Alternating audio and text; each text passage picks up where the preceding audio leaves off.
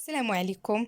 مرحبا بكم فيديو جديد. مرحبا بكم على قناة مريم فود. نتمنى تكون احوالكم طيبه. تلقاكم هذا الفيديو ان شاء الله بخير وعلى خير وفي احسن الاحوال. اليوم اقترحنا بلاطو كيف ما كتشوفوا، حوته معمره بواحد المرافقات اللي هي بسيطه وكتجي راقيه وزوينه بزاف، سهله بزاف. هاد الحوته هادي بواحد الحشوه اللي جد يعني بسيطه واقتصاديه ومذاق زوين بزاف. نتمنى انكم تبقاو معايا كيف ما العاده حتى النهايه ديال الفيديو باش ما تفلتوا حتى شي حاجه. ولاول مره كيشوف القناه يشترك في القناه، يفعل رمز الجرس باش يتوصل باي جديد. شكرا لكم جميعا، شكرا على دعمكم، شكرا على الكومنتير ديالكم. ندوزو على بركه الله للمقادير وطريقه التحضير.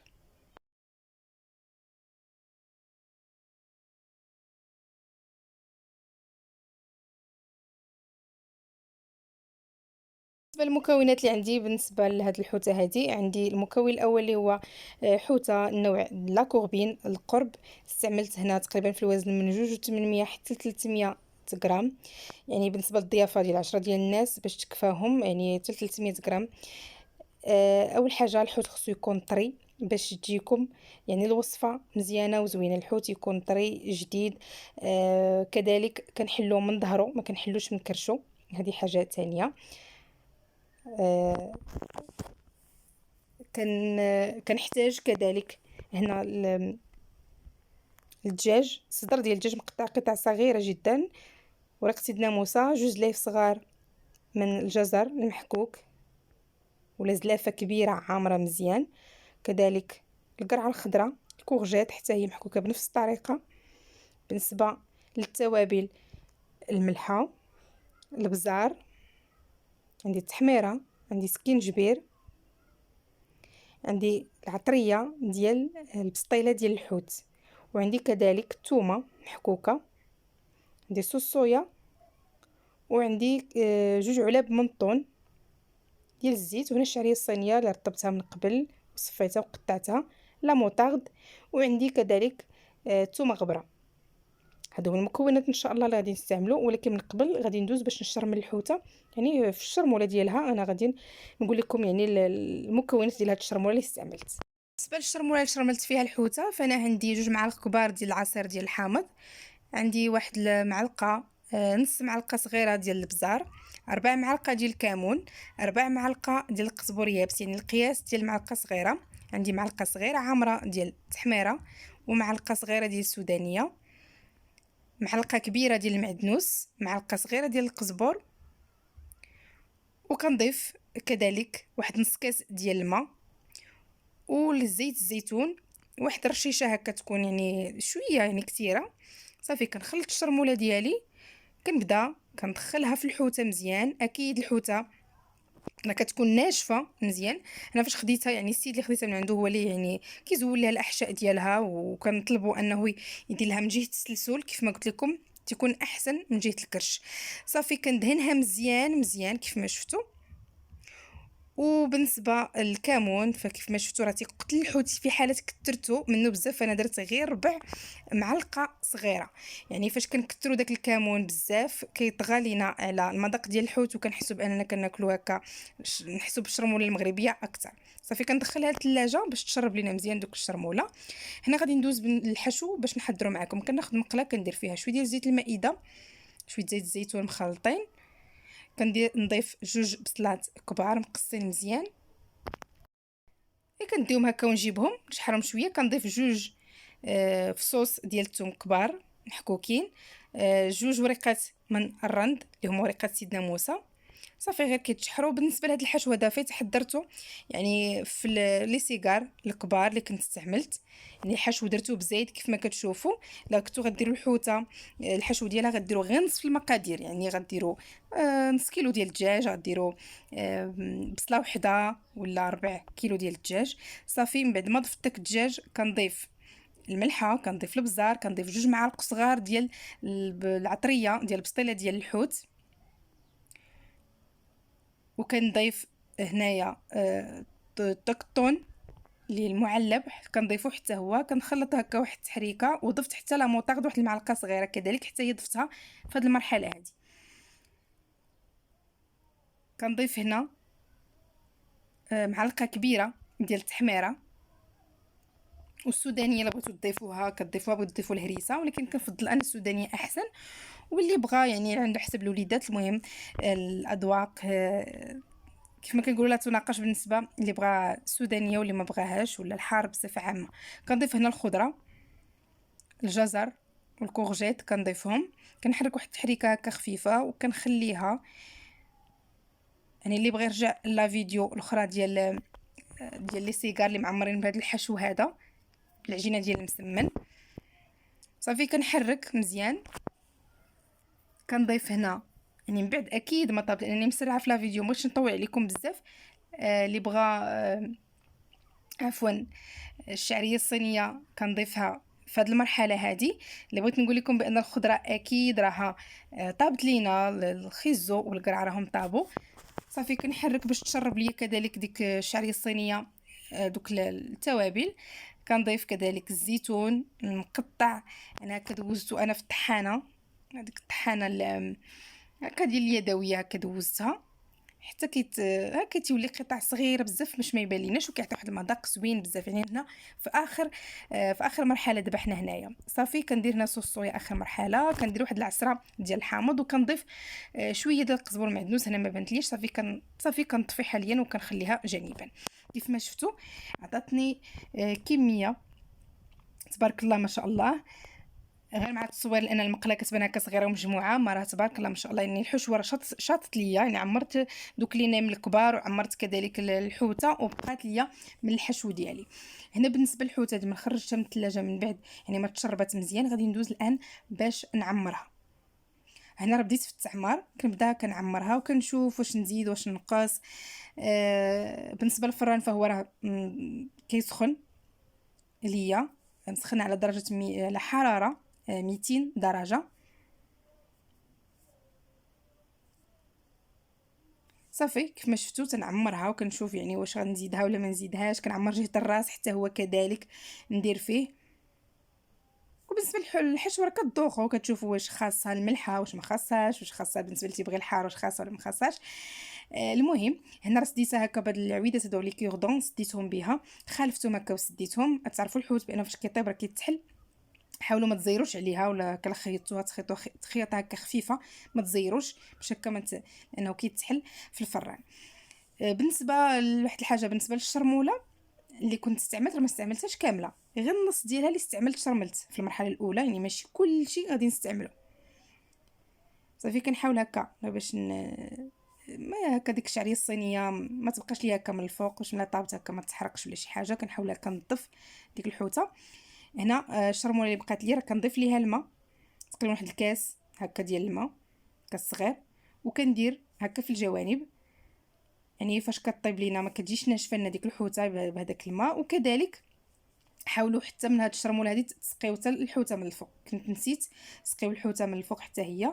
صافي وكتدخلوها هكا يعني قبل ما كتدخلوها هكا طيب. بغيت نقول لكم بان هاد الميها اللي كنديروها وكنزيدو شويه في الماء كتخلي الحوته ما كتنشفش، لان الفران تيكون فيه هكا واحد البخار كينشف. يعني تنخليو هذاك الشرموله اللي مخلطه مع الماء تحافظين على الرطوبه ديال الحوته. هنا عندي الزبده، تقدروا ديروا زيت الزيتون من الفوق وشويه ديال الزبده، كتعطي واحد البنه رائعه بزاف. كندخلها حتى كطيب شاعله من الفوق ومن التحت، وكنبدا كنحل عليها مره وكنبدا كنسقيها بهذاك يعني بهذاك الماء ديالها هكا حتى كطيب لينا. كتشدنا واحد 35 دقيقه حتى 40 دقيقه. صافي ونحاول نخلي الحوته حتى كترتاح مزيان واحد 15 دقيقه عاد باش نقدمها، لانها راه كتكون طيبه بزاف وباش يعني تقبض في راسها وتجي حتى بنينه. الحاجه واش كتكال سخونه ما كتجيش بنينه بزاف. هنا يعني المرافقات اللي استعملت هنا عندي الدنجال هكا اختاريته هكا شويه يكون صغير. هذه كتبقى غير فكره، مهم طاحت عليا الفكره هذه ودرتها. فكناخذ هكا الدنجال كنغسلو كنحيدو داك الراس كيف ما شفتوا. كنحاول انني نضربو هكا غير بشويه بالسكين، اي واحد شي شويه واحد الضريبات. كنغطي عليه في الكسكاس وكنخليه حتى كيطيب لينا، ما تخليوش يهرى بزاف. المهم كيطيب مزيان وصافي. هنا فاش كنسالي كنبدا كنفرغ كنقسمو عفوا على جوج، وكنبدا كنفرغ هذاك المكون اللي فيه لداخل، ما عرفتوش المهم الفنجان. كنحيد داكشي كامل كنستعملو، وكنحضر به الزعلوك المغربي المعروف بالمسائل ديالو، بمطيشه عفوا بالتتبيله ديال الحوت المغربيه المعروفه. هنا هو داو الزعلوك ديالنا، كاين اللي كيديروا مشوي، انا درتو بهذه الطريقه هذه. المهم كنبدا انا راه كنعمر هادو في الاخر، لانني هو باش غادي نزوق يعني البلاطو ديالي. هنا عندي بوزروق، غسلتهم بعد ما حيت له داك التراب، صفيتو ونقيتو، وغادي نطيبو معاكم حتى هو ندوز عليكم هكا يعني بالزربه. درتو هكا في مقيله، درت معاه مطيشه تقريبا واحد 4 ديال المطيشات هكا محكوكات، تكون مطيشه هكا طريه وزوينه. درت تحميره، درت الكمون. هنا بالنسبه للكمون انا كنزيد شي شويه يعني باش كيجي هكا بديك الشرموله هكا مغربيه تيجي باين، ولان الريحه ديال البوزروك كتبقى واخا تزيدو في التتبيله كتعياو، كتبقى الريحه ديالو ما شاء الله. كنضيف الحامض، كنضيف القزبر والمعدنوس، كنضيف سودانيه، كنضيف كذلك حتى مطيشه ديال الحك حتى هي. ان شاء الله جات الفرصه ونحضر معكم يعني كنحضروا طويجين، كنحضروا بلا ما بلا حتى شي حاجه. وحتى هنا راه ما درتش الماء، صافي كندير داكشي كامل، الكمون، الملحه، تحميره سودانيه ولا الهريسه حتى هي تجي زوينه، الحامض هكا معصور كنعصرو. تقدروا ديروا حتى هكا الفلافل هكا حارين ديروهم يطيبوا معاهم، وتا الحامض ديروا هكا رونديل وتخليوه يطيب. انا هكا كندير في الطاجين، وكنقص عليه مزيان وكنخليه كيطيب كيجي يا سلام بنين بزاف بزاف، لانه هو اصلا بنين. صافي كنخلطو بحال هكا كيف ما شفتوا. نغدا معكم غير شوي شويه دقه دقه. صافي غادي شرحت لكم هكا واحد الشرح خفيف. ان شاء الله جات الفرصه باش نحضروا معكم هكا في الطويجن، كيجي من ألذ ما يكون. شخصيا انا كنموت على بوزروك واحد الاكله مفضله عندي، وما كنشبعش منها. لك اللي منها اليوم نقدر نعاود ناكل منها غدا وما غاديش نقنع يعني. المهم كنغطي عليه وكنخليه كيطيب على عافيه اللي هي مهيله حتى كيطيب لينا وكيطيب لنا مزيان. واكيد راه كنخليه حتى كينشف لينا فاش كنبغيو نحضروه، يعني كنخليوه يتسقطر هكا من داك الماء، لانه بزاف هو كيتغمر في الماء بزاف، لانه تيكون فيه التراب، وكتخليوه الماء حتى عفوا التراب حتى كيحيد منه بحال هكا. يعني كنغسل بالبيت، نقول لكم انه كنغسلو بزاف بالماء. صافي هنا ندوز باش نقدم معكم يعني الطبق ديالي. الحوته من بعد ما خرجتها كتكون طايبه، كنقابلها، ما تخليوهاش طيب بزاف حتى كتنشف ليكم، ما كتبقاش زوينه بزاف. الحوت ما كيبغيش لينا طيب بزاف، يعني الوقت ديالها على حسب الوزن ديالها. وصافي هنا كيف ما شفتوا بوزروك حطيته في هاد زليفات هكا، كيبقى لكم يعني الديكور ديال ديكوراسيون ديال الطبق ديالكم، كيبقى لكم كيطيح لكم داكشي، يعني كيجي بحال الالهام. يعني كتبقاو مره ديروا هذه تقادوا هذه تقادوا هذه، يعني كل واحد يعني كيتفنن كيف ما بغى. هنا بالنسبه لهذاك الدنجال ديالي كيف ما شفتوا عمرته درت له هكا شي شويه ديال الفرomاج، شويه ديال هكا المعدنوس.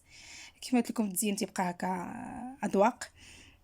بوزروك كيف ما شفتوا درتو في الزليفات هكا البيضين، درت شويه ديال الفرomاج هكا قطعته، درت زويتينات هكا في الاحمر. حتى كذلك الحوته تقدروا ديروا الرونديل ديال الحامض، ولا هكا رونديل ديال الحامض وتقطعوه وكتقلبوه هكا كيجي حتى هو زوين. ولا الكروفيت، هذاك الكروفيت الكبير غريز حتى هو كديروه هكا كتصوطيوه هكا مع شويه ديال الزبيده وشويه ديال هكا شويه الزيت، الزبيده والزيت هكا كتصوطيوه وكتزوقوا به. كيبقى لكم نتوما الاختيار. هنا راه كل مره وانا شنو كندير حاجه هذه. صافي هذوك لي سيجار اللي كنت وجدت معكم حتى هما راه كنت يعني كنزين بهم الطبق ديالي. كنتمنى الفكره ديال اليوم تعجبكم، لان صراحه غادي تعجبكم الحشو. اللي دق هاد الحشو هادي اكيد هي كيف ما شفتوا انها اقتصاديه، ما فيهاش يعني الكلامار الكروفيت. وان شاء الله غادي نقدم معكم حوته اللي تكون عامره يعني للناس اللي بغاوها بالكروفيت وبالكلامار، حتى هي كتجي لذيذه بزاف. انا شاركت معكم هذا الحشو الاقتصادي يعني اللي داق عندكم، يعني غادي يحلف بانها يعني فيها يعني الحوت. هي بتاتا كما شفتوا ما فيهاش يعني لا كالامار لا كروفيت، وكتجينا بنينه بزاف لذيذه بزاف. نتمنى انكم تجربوها. اللي عجبتها لا فيديو ديال اليوم تخلي لي كومونتير، واللي جرباتها تشاركني كومونتير ديالها وتقول لي كيفاش جاتها. هاد الحشوه هادي صراحه بنينه بزاف، دوك اللي نامي جاو كيحمقوا. نتمنى يعني ما لقيت ما نقول. نتمنى كذلك لاول مره كتشوف القناه تشترك في القناه، يعني فضلا منكم وليس امرا، باش نعطيو اكثر اكثر، لان وصفاتنا كامله ناجحه مضمونه بنينه بزاف لذيذه بزاف. واي حاجه يعني بغيتوها شاركوها معايا في لي كومونتير، بغيتو شي جديد ولا شي حاجه شاركوها. مرحبا بكم، مرحبا بكم كاملين على القناه. شكرا على الوفاء ديالكم، شكرا على تعليقاتكم المحفزه اللي كتخلينا هكا، كتخلي فينا ديك الفرحه اننا يعني نديرو هكا شي حاجه ونزيدو. يعني التحضيرات ديال رمضان، شحال من واحد هكا حضر شحال من حاجه ونجحات معاه. البغرير صراحه داك البغرير جا شحال من واحد حضره، عرفتي شكرني عليه بزاف. نتمنى الوصفات ديالنا تنال اعجابكم ونكونوا عند حسن ظنكم. شكرا لكم، شكرا على المتابعه ديالكم. الى فيديو قادم بحول الله تعالى، والسلام عليكم ورحمه الله تعالى وبركاته.